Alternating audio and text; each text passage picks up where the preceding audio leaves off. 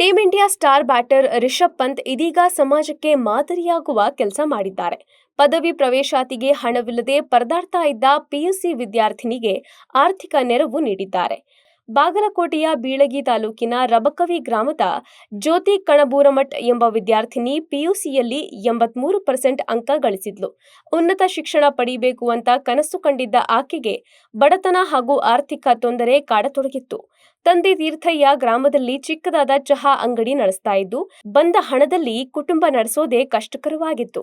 ಜ್ಯೋತಿಗೆ BCA ಕಲಿಯುವ ಆಸೆ ಇತ್ತು, ಆದರೆ ಶುಲ್ಕ ಭರಿಸಲು ಸಾಧ್ಯವಾಗಿರಲಿಲ್ಲ. ಈ ವಿಷಯವನ್ನ ಗ್ರಾಮದ ಗುತ್ತಿಗೆದಾರ ತಮ್ಮ ಆಪ್ತರ ಮುಖಾಂತರ ಪಂತ್ ಅವರಿಗೆ ತಿಳಿಸಿದ್ರು. ವಿಷಯ ತಿಳಿಯುತ್ತಿದ್ದಂತೆ ಟೀಂ ಇಂಡಿಯಾ ಆಟಗಾರ ಪಂತ್ ಅವರು BLDE ಕಾಲೇಜಿನ ಖಾತೆಗೆ ನೇರವಾಗಿ 40,000 ರೂಪಾಯಿ ಹಣ ವರ್ಗಾವಣೆ ಮಾಡುವ ಮೂಲಕ ವಿದ್ಯಾರ್ಥಿನಿ ಜ್ಯೋತಿಗೆ ಆರ್ಥಿಕ ಸಹಾಯ ಮಾಡಿದ್ದಾರೆ. ಪಂತ್ ಅವರ ಈ ಕಾರ್ಯದ ಬಗ್ಗೆ ಎಲ್ಲೆಡೆ ಮೆಚ್ಚುಗೆ ವ್ಯಕ್ತವಾಗ್ತಿದೆ.